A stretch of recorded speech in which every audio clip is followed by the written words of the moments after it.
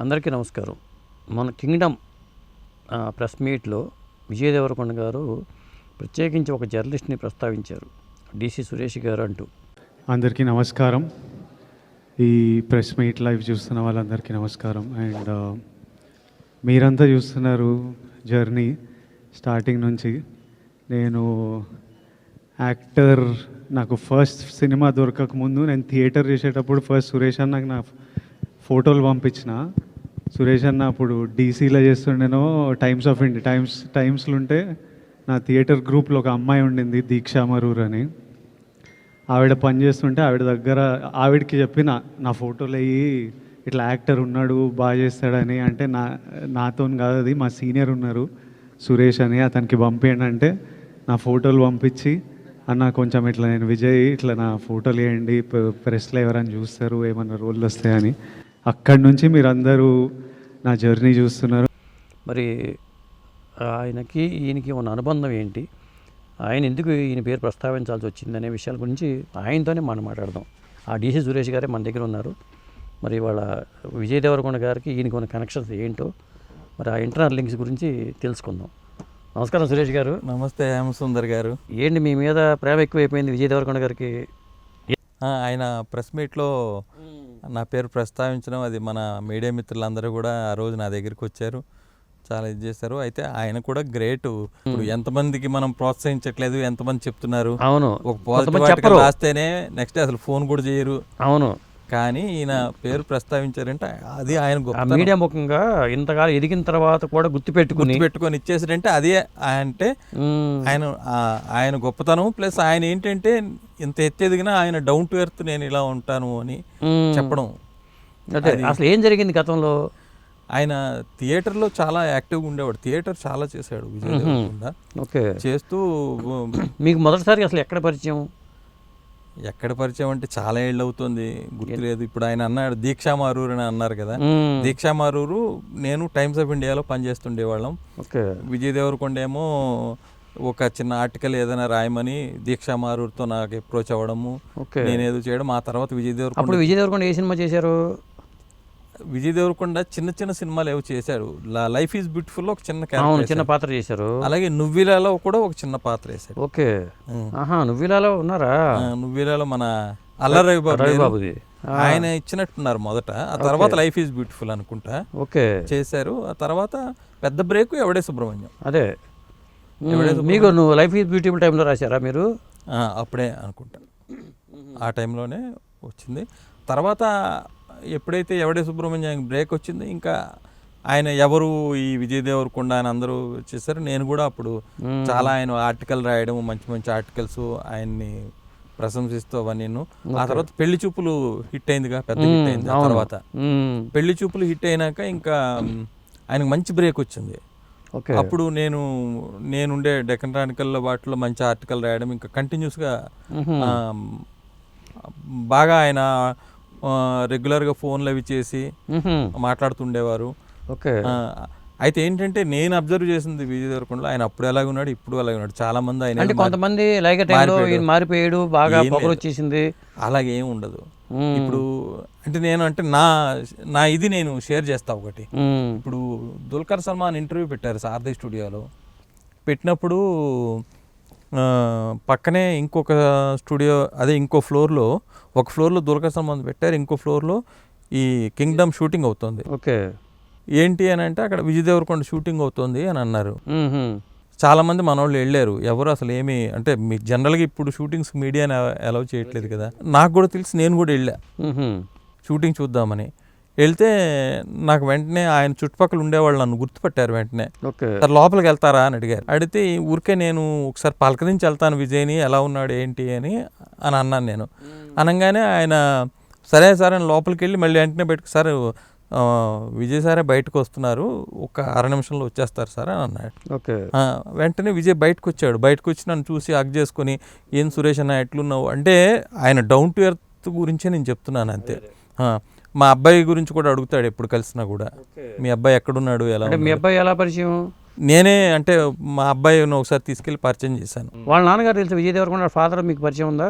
విజయ్ వల్ల పరిచయం అయిందా, అంతకు ముందు లేదా? వర్ధన్ ఎందుకంటే ఆయన టీవీలో అది కొంత టీవీలో వర్క్ చేశారని తెలిసింది. అయితే నేను తెలుసు వాళ్ళకి. నాకు ఆ తర్వాత విజయ్ వాళ్ళ బ్రదర్ని కూడా ఒకసారి ఏంది మీ తమ్ముడిని పరిచయం చేయవా అని అన్నాను. ఓకే. అంటే పరిచయం చేయడం, ఒరే ఆనంద్ ఇగోరా సురేష్ అన్న అని. అంత సాన్నిహిత్యం ఉంది కదా, మరి పెళ్ళి ఎప్పుడు చేసుకుంటున్నారో ఏంటి, బయట రష్మిక మీకు ఎట్లా ఎఫ్ఐఆర్స్ అంటున్నారు, దీని మీద అసలు ఎప్పుడు అడిగారు? అదే కదా, ఇప్పుడు ఆయనతో అంత సాన్నిధ్యం ఉండబట్టి అవేం మేము అడగము.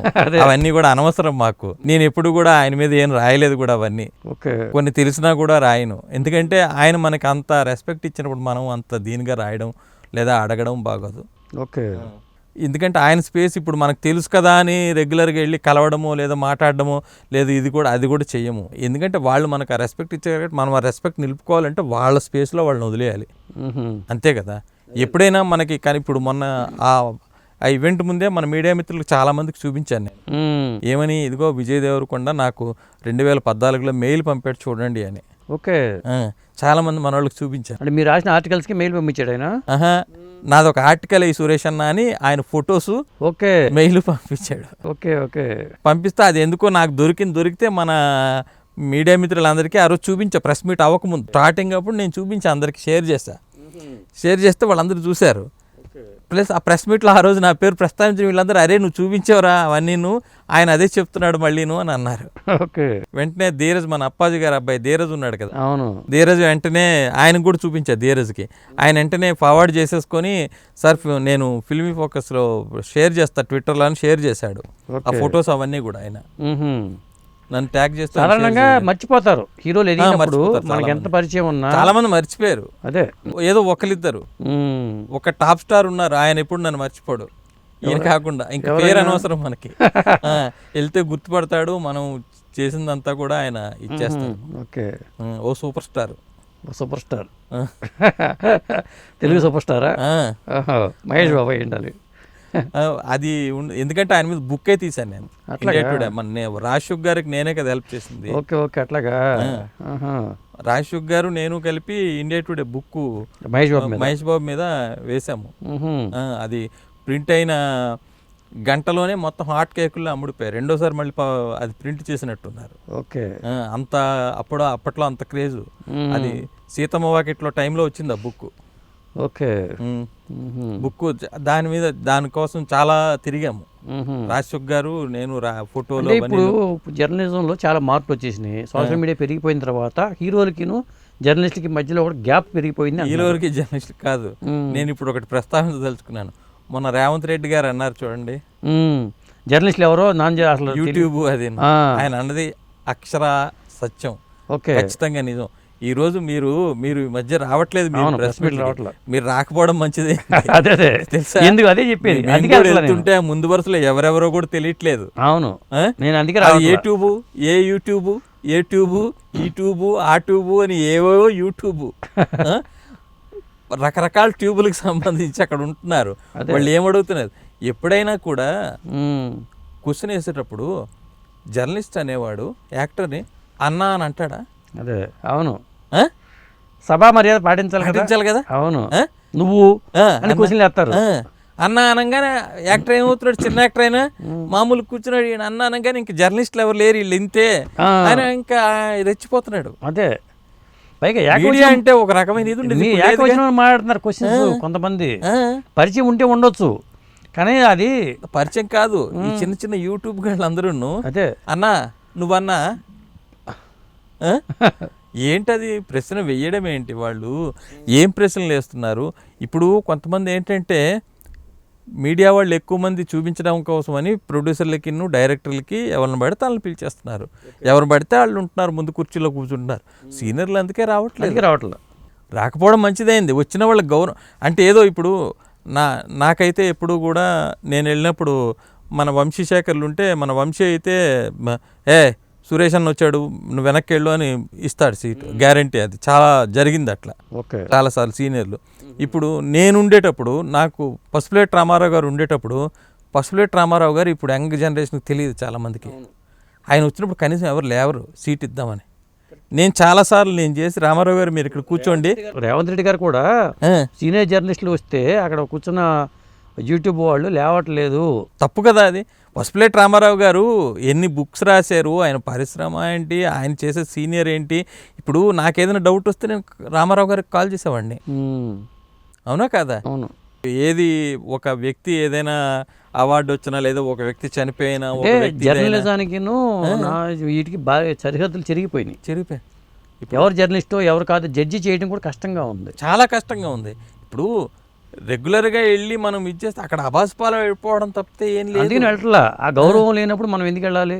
ఆయన అన్నది, రేవంత్ రెడ్డి గారు అన్నది అక్షర సత్యము. ఇప్పుడు ప్రభు గారు ఉన్నారు, ప్రభు గారు సీనియర్ జర్నలిస్ట్, ఆయన యూట్యూబ్కి రిప్రజెంట్ చేస్తున్నారా లేదా పేపర్కి రిప్రజెంట్ చేస్తారా అన్నది అనవసరం, అవునా కాదా? అంతేగా మరి. ఆయన ఒక సీనియర్ జర్నలిస్ట్, ఆయన వల్ల ఆయన అంటే ఒక రెస్పెక్ట్ జనాలకు, అవునా కాదా? అంతేగా మరి. ఇప్పుడు ఎంతమంది మీరు యాక్టర్లు పేర్లు పెట్టి పిలుస్తున్నారు చెప్పండి? అవును. అప్పటి జర్నలిస్ట్ని ఎవరు లేదు కదా, రెస్పెక్ట్ వేరు. ఇప్పుడు ఒకప్పుడు ప్రింటే కదా బలంగా ఉండేది, అదే యూట్యూబ్ అనేది ఈరోజు ఉంటుంది, రేపు వెళ్ళిపోతుంది. మళ్ళీ కొత్త టెక్నాలజీ ఏమవుతుందో తెలియదు కాదు. ఈరోజు సోషల్ మీడియా ఎంత బలంగా ఉన్నా రేపు మళ్ళీ అది అలా ఇదైపోతుంది, ఎందుకంటే ప్రజలకు దాని మీద కూడా వచ్చేస్తుంది. అదే కదా. అంటే ఇప్పుడు యూట్యూబ్ వాళ్ళు మనం అవమానించడం అని కాదు, కానీ అక్కడ కొంత వాళ్ళతో మాట్లాడేటప్పుడు సభా మర్యాద పాటించాలి. ప్లస్ ఏం ప్రశ్న అడుగుతున్నాం అన్నది కూడా చూడాలిగా, అంతేగా మరి. అర్థవంతమైన దీనిగా ఉండాలిగా. ఒక ప్రెస్ మీటు జరుగుతున్నప్పుడు ఎవరెవరినో పిలిచేసి ఎవరెవరో క్వశ్చన్లు వేసి అసలు వాళ్ళు జర్నలిజం అంటే ఏంటి, ఎక్కడ పనిచేశారు అంటే మొత్తానికి విజయ్ దేవరకొండ గారితో మీకున్న అనుబంధం అక్కడి నుంచి అక్కడ మొదలైంది. ఆయన అప్పుడు ఎలా ఉన్నాడో అదే డౌన్ టు ఎర్త్ అలాగే. అయితే ఏంటంటే ఆయన స్టార్గా ఎదిగాడు. ఎప్పుడైతే ఎవడే సుబ్రహ్మణ్యం ఆయనకు మంచి బ్రేక్ వచ్చింది, ఆ తర్వాత పెళ్లి చూపులతో హీరోగా స్టామినా నిలబెట్టుకున్నాడు. ఆ తర్వాత అర్జున్ రెడ్డి అన్నది ఆయన కెరీర్లో పెద్ద టర్నింగ్ పాయింట్. అర్జున్ రెడ్డి నాకైతే ఆ సినిమా విపరీతంగా నచ్చింది. తర్వాత గీత గోవిందం. అర్జున్ రెడ్డి ఎప్పుడైతే విపరీతంగా కలెక్ట్ చేసిందో గీత గోవిందం ఆయనకి 100 crore క్లబ్లోకి వెళ్ళిపోయి చిరంజీవి గారే ఆయన్ని ఆ గీత గోవిందం సక్సెస్ మీట్లో నువ్వు సూపర్ స్టార్, ఇంకా స్టార్డమ్ నీకు వచ్చేసి. మరి అంత గ్రాఫ్ పెరిగిపోయిన ఆయన అమాంత సినిమాల ఎంపికలో తప్పు చేస్తున్నాడా లేకపోతే ఏంటి? కొద్దిగా సబ్జెక్ట్ ఎంపికలో ఎక్కడో, అంటే అది ఏమైందంటే నాకు తెలిసి కొద్దిగా ప్రెషర్ పెరుగుంటుంది. ఎందుకంటే గీత గోవిందం 100 crores చేయడం, నెక్స్ట్ సినిమా కూడా అలాగే చేయాలి అన్న దీని మీద ఆయన కొద్దిగా కథల ఎంపికలో మాత్రం తడబడ్డాడనే అనిపిస్తోంది. కింగ్డమ్ కూడా, ఇప్పుడు లేటెస్ట్ కింగ్డమ్ కూడా సినిమా బాగుంటుంది, కానీ సెకండ్ హాఫే కొద్దిగా అన్నదమ్ముల అనుబంధం, ఆ ఎమోషన్ కొంచెం చేయగలిగితే కనుక ఇంకా బాగా పండేది. ఇప్పుడు ఈయన మిషన్ ఏంటి కింగ్డమ్లో, భారతదేశం తరపున పాల్గొని వెళ్ళి అక్కడ ఎవరెవరైతే ఆ అక్రమ అంటే భారతదేశానికి ఎగనిస్ట్గా ఇప్పుడు వాళ్ళు ఉంటారు కదా, ఇల్లీగల్ అవన్నీ చేస్తున్నారో వాళ్ళని పట్టుకోవడం, ఈయన పర్సనల్ ఎజెండా వాళ్ళ అన్నం తీసుకురావడం, అది చేస్తే బాగుండేది. కానీ ఈయన అక్కడికి వెళ్ళినాక భారతదేశం గురించి మర్చిపోయి కేవలం అన్నయ్య, అది వాళ్ళ తాలూకా మనుషులు, ఈయన అక్కడికి వెళ్ళిపోవడము, అదంతా అయిపోవడంతో కొంచెం అది స్టోరీగా దారి తప్పింది అనుకుంటున్నాము. అది నిజంగా చేసుంటే బాగుండేది. వాళ్ళ ఫ్యూచర్ ప్రాజెక్టులో ఏం ఎక్స్పెక్టేషన్స్ దేని మీద ఉన్నాయి? ఇప్పుడు మైత్రి మూవీస్ ఆయన రాయలసీమ యాక్సెంట్ అని అంటున్నారు కదా, అది కూడా బాగుండొచ్చు అని అనుకుంటున్నాం. అయితే నేను ఒకటే చెప్తున్నాను, పాన్ ఇండియా కాకుండా తెలుగు సినిమాగా తీయండి. ఎందుకంటే గీత గోవిందం తెలుగు సినిమానే, అదే అర్జున్ రెడ్డి తెలుగు సినిమానే. అవును. తర్వాత అందరూ అది పెద్ద హిట్ అయ్యి రీమేక్ చేసుకునివ్వండి, అది మీకే మంచిది కదా. గీత గోవిందం తెలుగులోనే వచ్చింది, తెలుగులో 100 crores పైన చేసింది, అది విపరీతంగా ఆడింది. అవును. అలాగే ఇప్పుడు ఈ రాబోయే సినిమాలు కూడా మీరు తెలుగు కాన్సన్ట్రేట్ చేయండి, పాన్ ఇండియా కాదు. అది బాగుంటే కనుక పాన్ ఇండియాలో అందరూ చూస్తారు. అవును.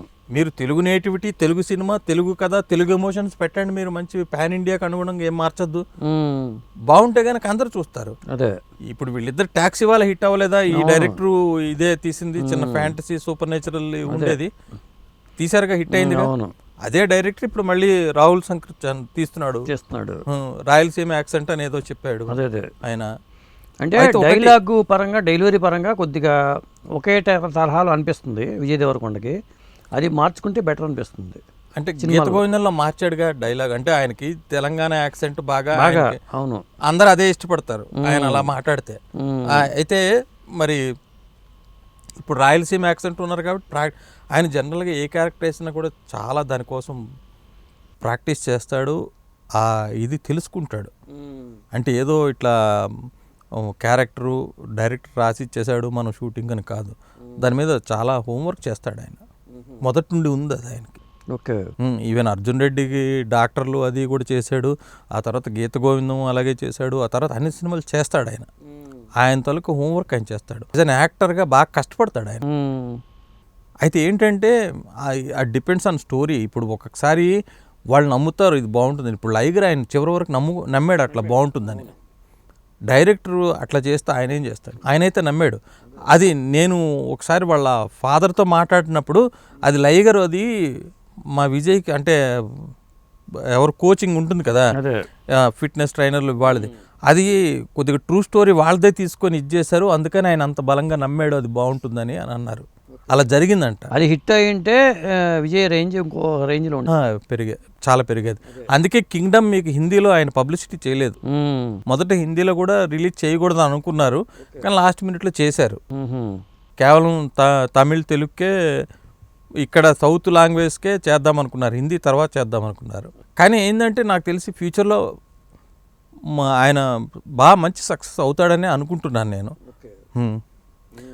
ఇంకా ఆయన పర్సనల్ లైఫ్ గురించి ఆయన క్లారిటీ ఉంది. అదే ఏంటన్నది ఆయన క్లారిటీ ఉంది. సో నో ప్రాబ్లం అందులోని మనం చెప్పాల్సిందేం లేదు. అయితే ఏంటి, ఎంత పెద్ద స్టార్ అయినా ఆయన డౌన్ టు వ్యక్తి, అది మాత్రం ఉంది. అదే ఇప్పుడు ఎవరికైనా కూడా, ఎంత పెద్ద స్టార్కైనా కూడా ఎంత ఎత్తి ఎదిగితే, ఇప్పుడు చిరంజీవి గారు మెగాస్టార్ ఈరోజు అయ్యారంటే మనందరికీ తెలుసు ఎంత డౌన్ టు ఎర్త్. అవును.